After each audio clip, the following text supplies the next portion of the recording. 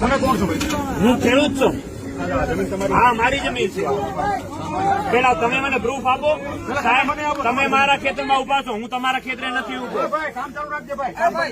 જો ભાઈ હાથ જોડી પેલા પ્રૂફ આપો સાહેબ.